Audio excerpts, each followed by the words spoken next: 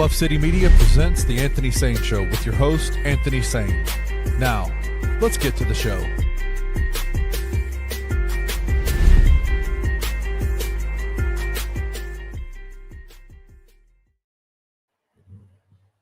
Everybody, welcome to the Anthony Sain Show. This, of course, is your host, Anthony Sain, here with my guy, man. Kenny Stubblefield is in the building. Kenny, what's going on, my brother? Man, I'm just trying to be like you, man. You out there making major moves.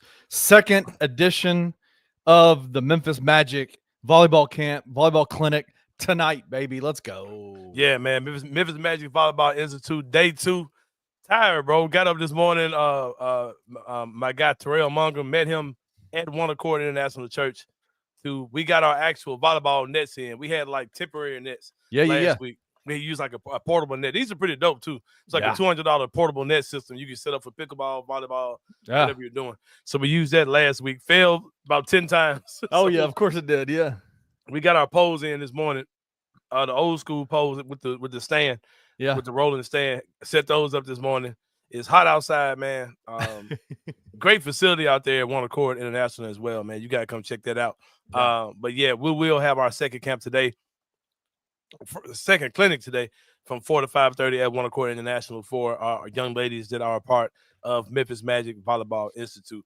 But Kenny, man, it's been a busy weekend. A lot of things happened this weekend. We have a new NBA champion for 24-25, the Oklahoma City Thunder.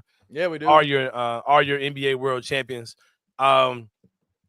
So much different than the makeup or even just the dynamic of the teams that you're probably used to winning an NBA championship.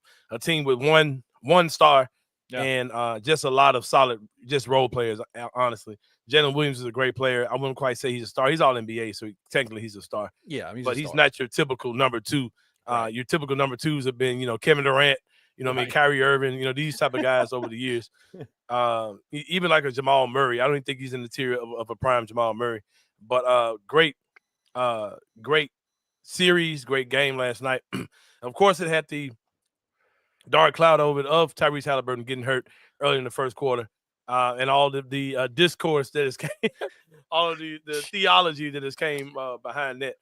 We had a conversation in the world famous inner sanctum of Bluff City Media, the Bloodline group chat, and we were talking about shoes. I hear what y'all are saying. But anything that affects your lower body, shoes has to have something to do with it. Like, it's just like go out there and play in dress shoes in. Like, you know what I mean? Like, it has to be some type of correlation between either directly or indirectly between Achilles injuries and your feet or your shoes, bro. Like, it has to be, bro. I mean, I'm gonna trust the guy who went to 45 years of therapy, doctor school, that says the shoes are meant to help you not go side to side with ankles, but that upward down, up down motion that causes Achilles tears. The calf strain causes the Achilles. If the calf goes out, the Achilles goes out, right? Right. And so you tell me shoes don't have any correlation on your calves? I don't know. Like they shout out to Bluff City Media. Rusty's been all over the airwaves all day talking about this. I wonder if there should be – he pitched this idea in the Daily Grind this morning, and I think it's dope, and I would love to see him kind of flesh this out. The idea of a calf strain or Achilles protocol, kind of like a concussion protocol, because it seems like the correlation is not about the shoes, it's about the calf strain issue, like the damage is being done above the Achilles that then transfers down to the Achilles and causes the issues. So I'm wondering if maybe that would be interesting to me. Yeah. But it is interesting though. Reginald comes in and says, why they stop wearing high top tennis shoes? That a lot of players are wearing these low tops, and I'm wondering, you know what I'm saying? Like, I'm wondering. And you know what those guys are playing, man? Just being real, isn't more than just they're playing in low tops. They're playing in freaking Pumas. Like, you know what I mean? Yeah. They're playing in Converse, bro. Like, you've got these new companies that are coming in throwing, signature shoe deals at guys, and more than Nike's willing to pay these guys or whatever. Yeah. And those type of things, like, I get it. I get it. Get your bag, but I just wouldn't trust my feet to some of these companies. The worst dropping these shoes, was when the Chinese shoe company tried to come in, and who was there was one major player that started wearing like Chinese like shoes, like and I forgot who it was. It was a few years ago, and I'm telling you, leanings. It's about the leanings, whatever. I don't even know what they're called. I know when I lived over there, I wore them, and they were the most uncomfortable platform ass shoes I've ever worn in my entire life. It's like I understand totally what Rusty's saying, but I know they drop shoes that come out that like do certain things to your calves, right? So it has to be some correlation to your shoes and your calves and the Achilles, bro. Like because with KD's thing, his was like the calf went out, then the Achilles went out. With him, it's the calf, then the Achilles. Like I understand all that. Yeah, D Wade and Clay. Yeah. But regardless of that, man, great series. Unfortunate that they played without Halliburton in that game. I'm not going to say that the Pacers. I don't think it would have changed anything. I think the end result would have been the same. Probably been a doper game. But the Thunder just they rise to whatever the occasion is, man. Yeah. Whatever level you take them to, they're going to go there with you, man. They did show a lot of what's the word I'm trying to say? Vulnerability throughout this series. And I'll say this again, man. I was talking to Cam Rose about this over the weekend, and I said, man, if the Indiana Pacers can take the Thunder to 7 games or even win the championship, don't tell me the Grizzlies are too far behind the rest of the NBA, bro. Like we are a good offseason away from being in the hunt, with these teams, man. Like I'm just not buying that we're just that far away, that we just can't make just minimal moves, to get where we need to be in contention with these type of teams. And I'm gonna say this too, man. I'm enough of the crying about Halliburton, man, because I haven't seen John Morant season end in the playoffs like 3 years in a row. So not including not the year we didn't make the playoffs last year, right? When he was out for the season. Like I don't want to hear that crap, bro. Like injuries happen, bro, is what they told me. So I'm gonna say the same thing about Halliburton. It is so fun. I love it, man. Like I love dudes who have never played sports in their life that write about sports are now like writing all these like theories about like what should the NBA do, Anthony? It's because these dudes love Halliburton. He's a media plant. I told y'all that a couple years ago. The media loves Tyrese Halliburton. Like Tyrese Halliburton's Achilles going out like that is now a referendum on everything to do with NBA basketball, their scheduling. I saw people talking shit about AAU basketball and the whole circuit and all this kind of stuff. And I'm like, guys, like Achilles pop, man. Like this happens. Like it happens. It is what it is. I don't know if there's a way to legislate injuries out the game. Right. Other than our bodies really aren't made to be doing half. They're not made to be doing this. Right. It ain't nothing I can say about that, man. But like there's a reason why you see these dudes when they retire, they come walking out and they're like zombies, bro. Like can't walk, can't move, can't do anything. Yeah.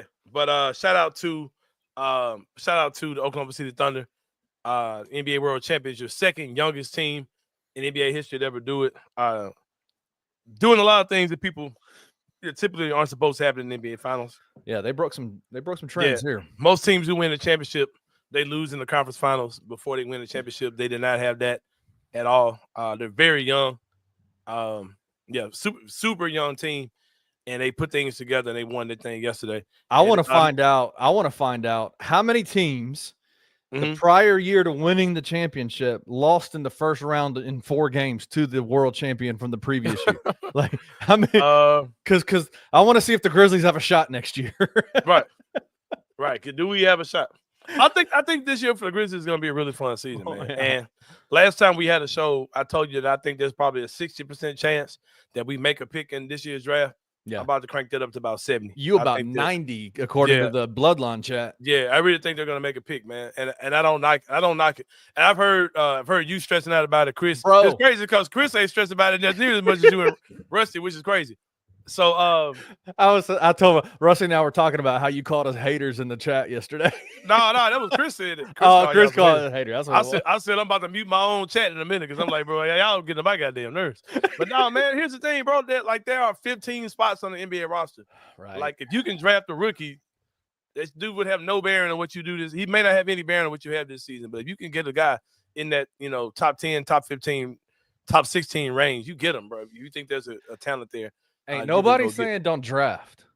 I don't want to use any of these Orlando Magic any of our future draft picks to move up. That's what I don't want. I don't want to move up. I would, bro. I ain't gonna lie, I would. I promise you I would. I know you would. You yelled at me about it all night. There's a guy that they want. There's a guy that they want, bro. You go get that dude. I don't give a damn what your right now goals are. If you think Derek Queen is going to be a stud in the NBA, if he's floating around, you go there and get him if you want. Like, forget all this stuff. Because you got enough picks to do what you need to do on this roster anyway, regardless of what you do in the draft. You still have, enough picks to go do whatever you need to do to fill this roster out to make this team be able to compete. So you go get your dude. And I'm starting to think about Boyd going to be there at 16, even if we don't do anything. Neek? I'm thinking Neek Clifford might be there because I haven't seen that one mock where he's gone yet. Yeah. Well, as far as the updated stuff is gone. I think he might be in the draft a little bit, just a little bit. Yeah. I think he might be dropping just a little bit. That Cedric Coward came in and worked out for the Grizzlies today. For real? Yeah. He was here. Them folks 1,000,000% finna make a pick, bro. They're gonna take a pick. Because, bro, if you think about it, if the picks they got from Orlando, this 16 pick in this draft is probably the worst one they got. You know what I mean? Because the other stuff is in the future. Any future pick is always gonna be valuable because you're banking on that team, right, falling off or whatever. So you always that 16 this year is probably one of the worst value ones they got. I would take that pick, bro. I would do what they need to do. What if a team came in and said, give us the 16 this year, give us the 26 next year, that 26 pick to move up? Would you do it? The one that's the Phoenix, Washington. Hell no. Because you shouldn't have to do all that to move up in the draft. No, that 26 pick in the draft is super valuable. That's the pick I go get. Yeah. I go get my stud wing from that with that pick, that 26 pick. Or hold on to that joint and draft again. Bro, I value draft picks in the NBA, bro. I don't care what nobody says. Like, Oklahoma City Thunder went out there and they got Caruso and your boy, but they also drafted a lot of solid ass players in their team that built the championship. Yeah, I mean, it's cool to go out there and get those guys, but they. Oh, you know what I thought about too, bro? While we talking about Sam Presti, like everybody like jerks off Sam Presti. They glazing Sam Presti. I forgot Sam Presti was the GM back the whole run, like both Thunder runs. He ain't no young GM, bro. He's been he's been around for a minute. Yeah. And wasn't he in Seattle? Wasn't he in Seattle with them? I think he was, but I know he drafted KD, so he probably was. But the thing with that is, he's also the dude that chose Serge Ibaka over James Harden. Right. And I mean, he's made some blunders, bro. You know what I mean? Because that team, he broke that team up way too early. That team with KD, Russ, if that team had kept Harden and let Ibaka go, that team probably would have won a championship earlier. But they got their championship last night. Salute to them. We'll see that ass again next year. It's going to be a different version of the Grizzlies, in my opinion. I think we're going to look good. We'll talk about that and more when we come back from the break. We're going to talk about the KD trade that happened, of course. Marc Stein has some interesting things to say about your Memphis Grizzlies. We kind of gave y'all a preview of that in the first segment, and we'll wrap it up talking about the depth of Fred Smith, who passed away over the weekend as well. We'll talk about that and more when we come back with more on the Anthony Sain Show. See you guys in a minute.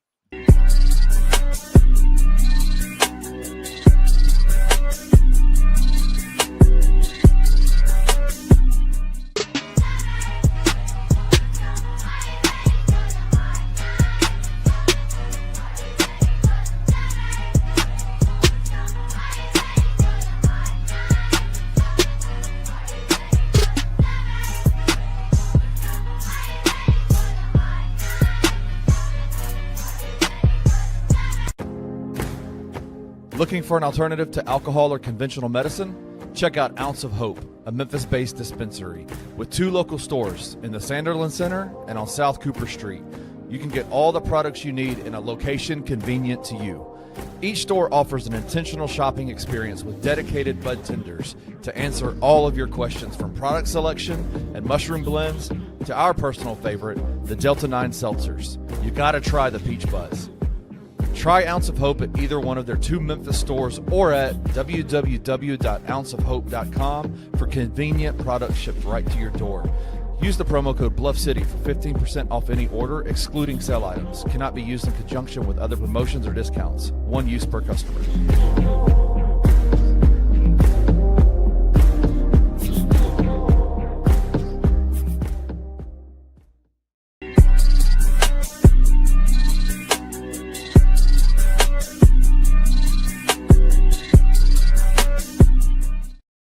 All right, y'all, welcome back to the Anthony Sain Show, segment number 2. We call this thing the 3-pointer.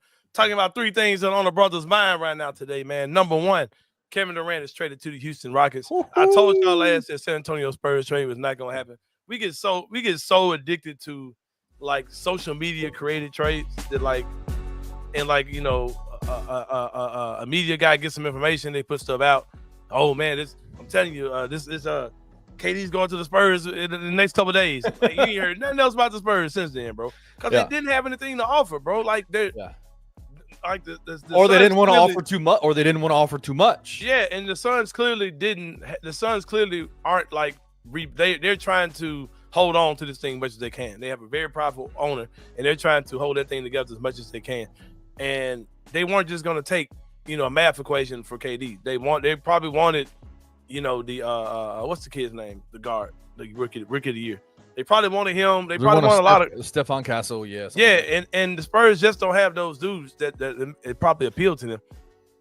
So I knew that wasn't happening, bro. And if I'm the Spurs, I'm not mad that it's happening because, you know, stay on the trajectory that you're on, man. Don't rush the rebuild. Like, allow stuff to kind of happen organically. Don't do what the Atlanta Hawks did and like rush that rebuild, and nobody on that team was really ready for where they were going. And then when all those guys are gone, you're stuck right back in the middle of the East again. I know we're going to talk about Houston's part of this, like what they got out of the situation.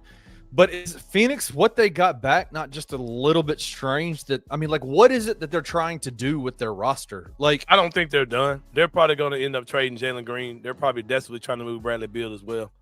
I don't really know what they're doing. They're just trying to stay afloat. I guess they figure if they've got 3 talented guys, well, what is it? No, they got 4 talented guys. I guess they think they can make something happen. Yeah. I don't know what the real plan is. Dylan Brooks is like to not get any firsts out of that, to not get any. It's goofy. Like they got 1 first this year, but like they're trying to stay relevant because they don't have we've got their draft pick, so they're not trying to tank. You know what I mean? And they probably, if we got involved in this deal at any point, they probably weren't willing to give us what we wanted to get their draft pick back. But I'm sure they're probably going to double back with us before the season is over, which is one reason why I'm probably not trading that 26 pick this offseason. I'm probably taking that into the season just to see how desperate Phoenix might get for something. I mean, what would they go out there and get to get their own draft pick back from us? You know what I mean? Can you kind of help me? We need to have this conversation though. Like if Phoenix comes back with us, comes back to the Grizzlies, reaches out to Kleiman. I've heard a lot of folks start talking about, man, give us Book. That ain't happening, right? Like I don't even want, bro. I ain't gonna lie. I hate to be this dude. I don't even want Devin Booker. I don't even want a Devin Booker level player. I want the Grizzlies to be built like the Pacers are built like Oklahoma City is built. Give me Ja, 2 3-and-D wings, Jaren, and a big, and let's roll. Like I don't want a $50 million shooting guard contract on my team. Like, how does that make sense how does that make sense to trade Bane for the flexibility that you have now, and then turn around and go, we're going to now then pay Devin Booker that same amount of money, even more, and have to give up that flex. I don't know. It just doesn't make. Well, Booker can defend. He can defend too. So, but I don't know if he'll play Olympic style Devin Booker if he's playing, for the Grizzlies. I mean, I like him. I'm not acting like he's not a really good player. But I'm gonna say something, man, that a guy said on YouTube. A guy said on a YouTube video, and bro, I cannot knock this brother what he said. He asked a question: is Devin Booker the next Bradley Beal? What a situation! Has loyalty? Has Devin Booker's loyalty to Phoenix stunted his career development? I don't know. That organization was pure ass for a long time. Right. And they got Chris Paul. They got Chris Paul and had a nice little haul of young guys, and they had a really good season, made to the finals. Right. And then, but outside of that, like, what winning has Devin Booker really contributed to? None. Outside of playing with Kevin Durant, and Bradley Beal. Because I had somebody say, that guy said, "Is there really much difference between Devin Booker's career, and Bradley Beal's career?" I was like, "Oh shit." Well, because Bradley Beal did that with Washington for some years, right? Right. Yeah. That's why I don't want him on the Grizzlies. Himji says Book's going to get $70 million a year. His career ain't starting at all. Yeah, that's why I'm good. If we're talking financial, absolutely, right? Yeah. Like if we're talking finances, absolutely, he's making a ton of money. But if we're talking legacy, we're talking how he's viewed post career, like in the grand scheme of all the things, because I'm hearing like, and this is what's crazy. This is kind of how you know it, dude. There's been conversation all over Twitter yesterday about how Devin Booker and Desmond Bane are the same player. really ain't much difference between them two dudes, bro. Stop it. Except for Devin's a defender. Like Devin can defend better than Bane can. He's got a better wingspan. Man, Booker's like he's not athletic. Not athletic at all, bro. I mean, now here's the thing. Don't get it twisted. He's like 4 inches taller than him and shoots better. I said 4 inches tall. He's like 6'6", bro. He's 6'7". Desmond's like 6'2", 6'3". Yeah, they are fudging the shit out of DB's height for sure. No, but let some news break saying Devin Booker's coming to Memphis and think I ain't finna go get the jersey. And a pair of Booker ones. Well, 100%. Don't get it twisted. It's just not the route I want to go. I want the Grizzlies to get versatile wings, 6'6", 6'7", and up. They can defend and shoot threes. I'm good. He can bounce the ball without kicking it. Exactly. That's a great point. Exactly. Man, have you noticed that like the media is really like glazing the shit out of Desmond Bane, but they never did that shit when he played. Never. It bothers me so bad the way that they handle our guys, bro. National or local? Which one? Both? Oh, national for sure. But yeah, the KD trade was great. Houston's going to be good. A lot of people are saying they don't think they're going to be good. Yeah, they're going to be good. Bro. Yeah, my initial reaction was because I'm thinking player for player, that kind of deal was, man, does this diminish Houston just a little bit because you're giving all this up for KD? But then I looked at the roster and I'm like, oh my god, like they're going to be so good. I think they're going to be really good. Yeah, they're going to be good. Yeah. Yep. Yeah, let's go ahead, man. Number 2 thing on the brother's mind, man. The second point. Marc Stein. Yep. Kenny Stubblefield did a report on the Grizzlies. Don't get me pissed off, man. Got Kenny pissed off for some reason. I was like, Kenny, that's really not what the report said at all, bro. So this is where the hater conversation started. Let me read the report from Marc Stein, bro. The Grizzlies rank as real wild cards. I'm paying $9.99 to be a part of Marc Stein's Substack. Shout out! You don't pay for anything I did. Look at me paying for shit. Look at you. Suddenly find themselves operating in the middle of the first round. That means playing catch up and bringing draft prospects to town since Memphis acquired their number 16 pick from the Magic in the Desmond Bane blockbuster that shook the whole league on Father's Day. Let me back up too. In this report, the section before this was talking about the Brooklyn Nets have a ton of cap space because of the trades they made last season, including the trade with the Los Angeles Lakers. They cleared a lot of cap space with them, something the Grizzlies did not have, going back to the Dorian Finney-Smith trade. So that was the section before this Grizzlies thing, right? Right. And it says the section of the draft is so fluid as is, with numerous teams starting with Toronto at 9, seemingly open to fielding trade offers once they come on the clock. The word on the Grizzlies at this juncture is that it wouldn't be a surprise if they moved in either direction. They have been one of the more active teams in recent drafts in terms of trading up, down, or out of the first round, depending on circumstances. What we know for certain about the Grizz. Sources Read this part slowly. This dude, Kenny just really started like bugging out when he saw this. I'm like, Kenny, you can't think this is what that means. All right. So it says, what we know for certain about the Grizz. Sources say the Grizzlies, in the wake of the Bane trade, is focused on preserving as much financial flexibility as possible to renegotiate and extend the contract of star forward Jaren Jackson Jr., as well as fending off external interests in restricted free agent Santi Aldama. Fending off, Anthony. Which means that people are asking the Grizzlies, what do you plan on doing with him? Like, that happens.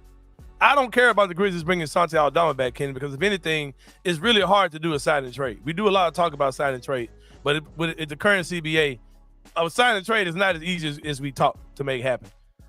I'm not against signing Santi to keep him as an asset. You do whatever you want to do with him, whether you keep him and he's good or you trade him at the deadline, because that's something you have to. That's always an option, bro. Letting him walk clearly is not an option.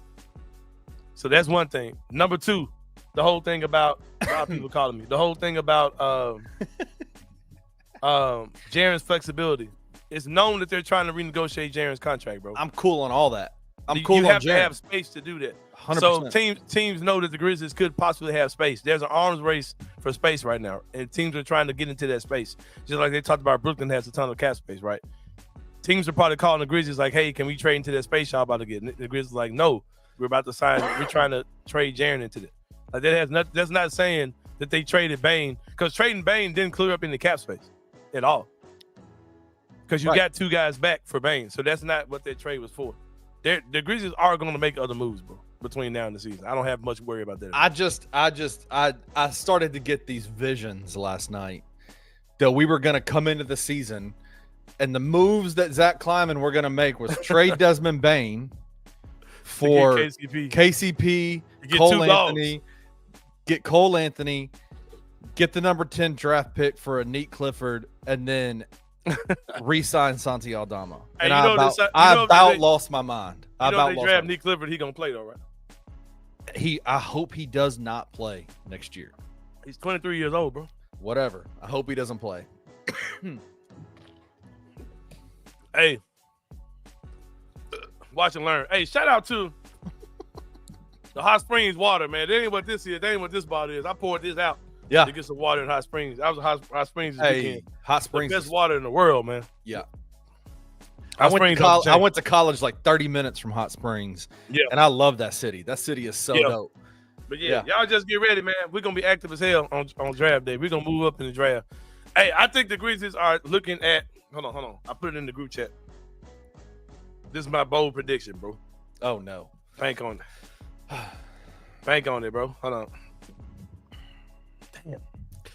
As much as I trust Anthony, as much as I trust you and your bold predictions, you've been right about 99.9% of everything that's happened over the last couple of years. Yeah. I just need a Marc Stein to not then turn around and say, I need him to concur with what you're saying and not go, yeah, the Grizzlies traded Desmond Bane so they could re-sign Santi Aldama. Like that's what I need. That's what I heard. That's what I read. The Grizzlies, for one thing, they're not going to let somebody trade into their space, number one. And number two, they're not going to do a trade that for a player that where they trade east into the space because they're trying to acquire as much space as possible. Kenny, they're gonna make another deal, bro. I think they're gonna make 2 more deals, to be honest with you. Are you ready to and they're gonna move up in the draft. Yeah. Are you ready to put a name on it at all? Can you put a name on players? Yeah. I don't know. I heard something about Najee Marshall. I would love to see that happen as well. I think that's a layup. I think that's a trade you can make, and you won't have to give up any picks at all. If anything, you're talking second rounders because Dallas needs a guard bad. Najee Marshall was their point guard last year in the play-in game, if I'm not mistaken. Crazy. So I would shout out to D'Angelo. I think him and Day'Ron Sharp are cousins or something, man, because that man is in our comment. He loves himself some Day'Ron Sharp, man. Yeah, he do be talking about Day'Ron Sharp for sure. Shout out though. There are a lot of wings in the league, man. There's a lot of directions you can go to get a big wing that's athletic, all those type of things, without adding Miles Bridges. I mean, it just like he's probably even talent wise not even my top 10. I'm not understanding why the Miles Bridges love. I don't get it. Is coming up in conversations, and you don't have to have a guy who's got that much weirdo baggage connected to him. We got 48 hours to the trade to the NBA draft. Is there anything that's going to happen? Like, are you expecting anything to happen before or even like right after the draft? Yes, we're gonna move up in the draft. If we're gonna get either Dairy Queen or the CMB kid. I'm telling you, bro. Kid, a 6'7" kid who can't shoot. Awesome. Hey, he ain't got to do nothing this year, bro. That's why I don't want Neek Clifford to get to, because if Neek Clifford gets signed, I don't want him playing. Who? Neek Clifford. He ain't gonna play at all. You just said he would play. Oh, you talking about Neek? Neek might play because he old. Yeah. He'll get some run. Miles Bridges with Ja Lobs would be cinema. So him and a lot of other dudes too, bro. Yeah, I don't understand. Ja Lobs was. We talked about Zach. I don't understand why he's skipping the line. Like I don't understand why. Like of all the guys you can have on your fantasy thing to put Miles Bridges. Like how is he even in the top 10? I've seen that a lot. I've seen Jordan Poole a few times. Like bro, like why? Like, hey, I know you and Coach Vaughn are super close. That's my man. What do you think about this DeMar DeRozan stuff he's been pushing out? Bro, y'all done lost y'all mind thinking I wouldn't want DeMar DeRozan on this team, bro. Y'all drunk. Y'all drunk on it, for real. What other small forwards can jump? Trey Murphy, bro. Like, I mean, what we talking about, bro? Like this, I don't know. Whatever. Y'all got it, bro. I don't really care. But they're gonna do something, and I think it's gonna be something that we will like very soon. Number 3, sad news. It definitely affected the city. is the passing of legendary Memphian Fred Smith passed away. Crazy. Was it natural causes? Why did they say he passed away? Channel 5, I think, reported that it was a heart attack. He had a massive heart attack. Okay, yeah. Fred Smith, as you guys know, CEO, founder, creator of FedEx, a company that's been the copycat of logistics, man, for all my entire life. Any company you're talking about today, UPS, Amazon, whoever's, if they're in logistics, they're borrowing some type of technology or formula from Fred Smith, man. The FedEx system is absolutely crazy how they get things going, how they do things there, and the things he's done for the city, employing so many people for decades. Here I've had 2 stints at FedEx. Yeah, me too. I've had 2 stints. Yep. Yeah, and, my wife has worked there for 19 years. So yeah. It's a sad day. It was a sad day, man. Like I think I was actually talking to my wife about it last night again, and I was just like, what? It's hard to calculate the impact that he had on his company, had on the city of Memphis in terms of not just the sports side. Everybody's talking about the sports side of it, but the careers he created, the financial stability and freedom that he gave, that his company allowed for a lot of people in Memphis to have. Many people that had like either entrepreneur jobs, barbers, beauticians, ran daycares, worked at FedEx just for the insurance benefits. That's something that's been going on, tried and true. Got their school for about FedEx. Yeah, man, exactly. All that type of stuff, man. Like just a great company. I've heard a great company to work for. If you're working just regular hub throwing boxes, you might think it's a great company. But as you move on in the company, I heard it's a great place to work. I was in the hub. I was in the hub working. I was throwing boxes for a year and a half, and the opportunities to move up, right? Like I worked in the non-conveyor belt south. Like that's where I worked, and I was out there, man, for 4 or 5 hours every night throwing boxes, man. And I just, shout out to him, man. Like I just, it is crazy to think about like what Memphis would look like if Fred Smith hadn't brought. And what's the craziest story about Fred Smith, at least in my opinion, he put together the business model for FedEx while he was in business school, right? In college, Presented it in college to his professor, and the professor gave him a C and basically said, "This will never work." Stupid. Like, what sense does it make to mail everything to Memphis and then mail it out of Memphis? But I can just mail it in the city. Spoken wheel idea of send everything to one spot and then go, right? Right. Or using airplanes to ship stuff. Like, what do you mean, bro? Like, it's trains and trucks, bro. What are you talking about using airplanes to ship a freaking package? But he I think D'Angelo and I might have worked together. Courtyard Line 3. I was in non-con courtyard. That's where I was. That's hilarious. Yeah, man. Yeah, he's done some awesome things for the city, and we haven't even got into the sports side, man. Big time Tiger fan. The stuff he's done for University of Memphis. The Grizzlies probably would not be here if it weren't for Fred Smith. Just to be honest with you, some of the things he's done, stepped up and became, the arena sponsor for the Grizzlies. Yeah, the jersey patches, all those things over the years, man. Just came building a damn stadium for the Memphis Tiger football program. You know what I'm saying? Like it's just he's that dude, man, for sure. Rest in peace to Fred Smith. Send our condolences to his family and friends. Just been that dude in the city. Me and D'Angelo Queen used to work together. We used to work with kids again. Awesome. For sure. Yeah, man. But that's it, man. We're about to take a break. When we come back, it's gonna be the 3-pointer, man. He on the Answer the Sain show. See you guys in a minute.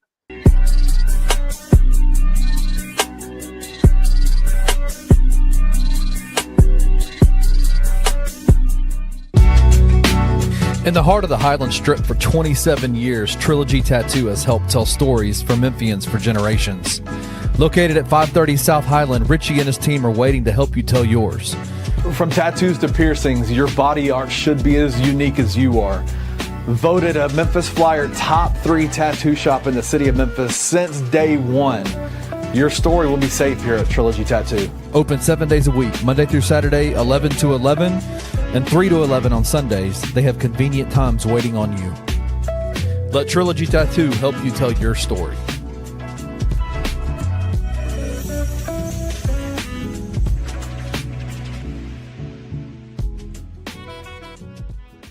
TJ, I already hear the conversation, though. I hear the Memphis fans in the comment section going, TJ, get us out of this bum ass conference. No matter what. Who cares? No matter what. Well, how much weight do y'all put behind that? I mean, I'm all in on that. I'm real sick of this league. It's tricky because they can't nail down a deal without having a team like Memphis. But we as Memphis, we don't want to get bogged down by this grant of rights. I don't need you to put a handcuff on me saying, hey, if you do this, you have to sign this grant of rights and you're locked down for arbitrary number, 8 years, 10 years, 12 years, whatever it may be, right? You think that's a sticking point for the Tigers? It should be. Why? Yeah, it should be. Why? Why not? I don't know why Memphis would want to sign a grant of rights and lock themselves in for this long-term deal for the $7 million, $8 million, whatever it's going to be in the pack. Maybe it goes up to 8 or 9. I don't know. And then, college football hits the reset button, but you're locked into a grant of rights. You can't show any of your games on any TV without the PAC's without them giving you their approval. Tune in to Tigers Untapped with your hosts, Trey Lasley and TJ Willis, every Tuesday at 3 p.m. on the Bluff City Media YouTube channel.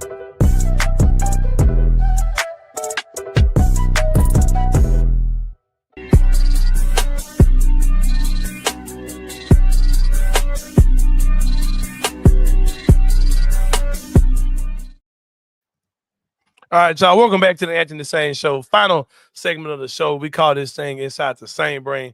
Getting stuff appeal. We are not doing a church review today because, like I said, I was out this weekend in Hot Springs doing our thing. Right. With Julia and the kids, man, having a good time. I'm sitting up here drinking this spring water right now at the Waldo's Chicken Cup. How much spring water did you bring home? Man, Julia bought like a big glass jug with like a decorative souvenir. Yeah, logo thing on it. It's cool, like a little glass jar. She got one of those for her and her friend. And I just filled up this bottle I had on me that I was walking down the street with anyway. But that's it. That's all we got. But I'm sitting up here drinking this cup right now. Getting your boy right, man. But Ken, like I said, we were in Hot Springs, man. And I can't even really say this, because I think you might have a header. Let me set it up before you put the header up. But sometimes, Kenny, we talk about your favorite decade and what was the favorite years of your life, right? And all those type of things, right? And I think another candidate would be whatever year you didn't think about how nasty fun stuff was, right? Because, man, 45-year-old me was in the water park. It was like, this is the grossest shit in the world. It is. Bro, we went to Magic Springs. Which was a theme park / water park in Hot Springs. Yeah. Super fun. Had a really good time.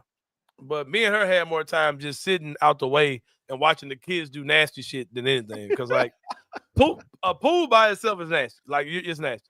Yeah. But when you're talking about, like, lazy rivers, wave pools. Oh, God. Wave pools, dude. Wave pools are terrible. Just nasty kids spitting, shooting snot loogies, farting, pissing. Dirty little kids getting in the water. I'm like, man, this is disgusting. You see the kids getting up, spitting water out their mouth, water on their eyes. I'm like, man, this is the grossest. But you know what's nasty, bro? Like, they got the thing where you're riding in the big log. Okay, you're riding like the big log ride that fits like 20 people, right? Yeah. Five, like 5 rows of 25 people. That has the bridge where you get splashed. Yeah. And I'm like, what? Okay, this water is visibly nasty that they're here, right? Visibly. These kids hit the water, it splashes. Oh man, I get hit by the water. I see this mountain of water, this wall of water coming towards me. I'm like, bro, this is insanely gross, bro. Hey, but the kids had a good time. R.I.P. Adventure River, Chris Anthony. Oh my God, man. I love that place. Man, it's just I hate to be that guy, bro, but like I said, me and Julia had fun getting out of the way, watching the kids be entertained for about 4 or 5 hours. Yeah, man, it's so nasty. Like, it's the grossest thing in the world. They put they out in nasty. Oh, the water's great. Like, the water's great. I saw a video today of this lady in a pool, and she's like, man, please tell me y'all aren't the ones that get out the chlorine and don't go take a shower afterwards. Thinking chlorine's going to clean you off. Chlorine doesn't clean you off, especially at a water park where you're swimming in other people's bodily fluids.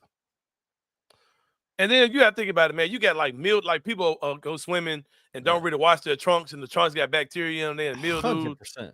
pissing out on their trunks. Oh man, it's the nastiest shit in the world. You got this shit all in your eyes, ears, mouth. And I'm gonna tell you what else is crazy too, man.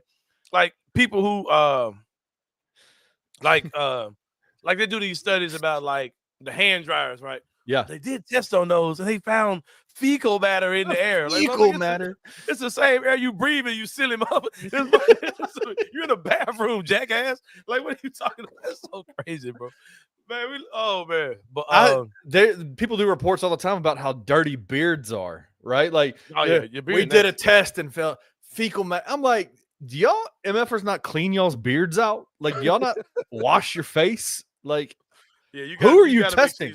Are you going to West Virginia and testing? Are you headed to Rusty's hometown of Corinth, Mississippi, and testing folks' beard? Ass juice in your beard. All right, clean your face. Hey, speaking of, I want to add to that. You were talking about the best decades, and I go to a gym every morning, and there's this one guy there. His name is Chuck, and I wanted to tell you this quick story. I was talking to Chuck. Chuck's like 75 years old. And the man loves to talk. He loves to talk. So I have to get it's so bad. I have to plan my workout to like be done when Chuck gets there, because as soon as Chuck gets there, he's going to come and talk. And then my workout's done because he wants to talk for like 15, 20 minutes. And so anyway, I was talking to Chuck the other day and I asked him, I said, I do a show called the Anthony Sain Show. And he said, I don't know who that is. I was like, I'm not surprised. 75. I'm surprised, Chuck. Not surprised, Chuck. And I asked him, I said, we've been doing this whole segment where we've been talking about best decades, like what's the best decade. And I said, Chuck, I'm 44 years old. You're 75 years old. What's your best decade, man? Like, give me some insight on your best decade. Hold on, keep talking. And you know what he said? Go ahead, bro. That sounds very Australian.